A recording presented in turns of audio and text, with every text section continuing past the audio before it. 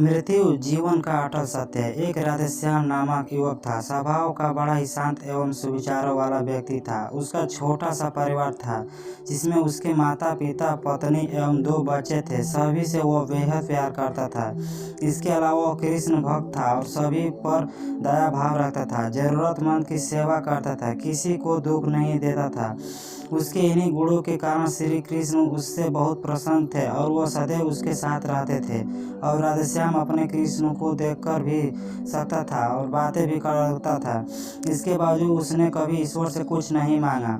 वह बहुत खुश रहता था क्योंकि ईश्वर हमेशा उसके साथ रहते थे, इससे मार्गदर्शन देते थे। राधेश्याम भी कृष्ण को अपने मित्र की तरह पुकारता था और उसने अपने विचारों को बांटता था। एक दिन राधेश्याम के पिता की तबीयत अचानक खराब हो गई। उन्हें अस्पताल में भर्ती किया गया। उसने सभी डॉक्टरों के हाथ जोड़े, अपने माता पिता को बचाने की विनती की, लेकिन सभी ने उससे कहा कि वह ज़्यादा उम्मीद नहीं दे सकते और सभी ने उसे भगवान पर भरोसा रखने को कहा। तभी राधेश्याम को कृष्ण का ख्याल आया और उसने अपने कृष्ण को पुकारा। कृष्ण दौड़े चले आए। राधेश्याम ने कहा, मित्र तुम तो भगवान हो, मेरे पिता को बचा लो। कृष्ण ने कहा, मित्र ये मेरे हाथों में नहीं है। अगर मृत्यु का समय होता तो होना तय है। इस पर राधेश्याम नाराज हो गया और कृष्ण से लड़ने लगा। गुस्से में उन्हें कौन से कोसने लगा। भगवान ने भी उसे बहुत समझाया पर उसने एक ना सुनी। तब भगवान श्री कृष्ण ने उससे कहा, मित्र मैं तुम्हारी मदद कर सकता हूँ, लेकिन इसके लिए तुम्हें एक कार्य करना होगा। राधेश्याम ने तुरंत पूछा, कैसा कार्य?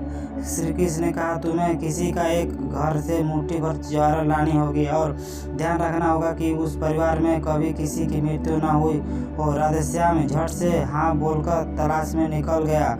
उसने कई दरवाजे खटखटाए। हर घर में ज्वार तो होती, लेकिन ऐसा कोई नहीं होता जिनके परिवार में किसी की मृत्यु ना हुई हो। किसी का पिता, किसी का दादा, किसी का भाई, किसी का माँ, किसी काकी या बहन। 2 दिन तक भटकने के बाद भी राधेश्याम को ऐसा एक भी घर नहीं मिला। तब उसे इस बात का एहसास हुआ कि मृत्यु एक अटल सत्य है।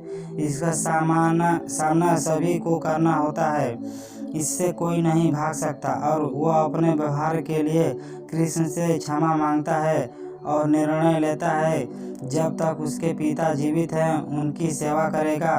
थोड़े दिन बाद राधेश्याम के पिता स्वर्ग सिधारे जाते हैं। उसे दुख होता है, लेकिन ईश्वर की दी उस सीख के कारण उसका मन शांत रहता है। दोस्तों, इसी प्रकार हम सभी को इस सच को स्वीकार करना चाहिए कि मृत्यु एक अटल सत्य है। उसे नकारना मूर्खता और दुख होता है, लेकिन उसमें फंस जाना गलत है, क्योंकि केवल आप ही उस दुख से पीड़ित नहीं है, अपितु संपूर्ण मानव जाति इस दुख से रूबरू होती है।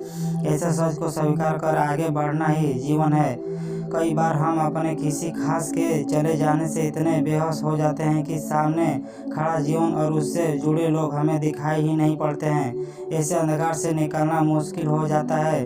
जो मनुष्य मृत्यु के सत्य को स्वीकार कर लेता है, इसके जीवन भार विभिन्न हो जाता है और उसे सभी कोई कष्ट तोड़ नहीं सकता। वह जीवन के हर क्षेत्र में आगे बढ़ता जाता है।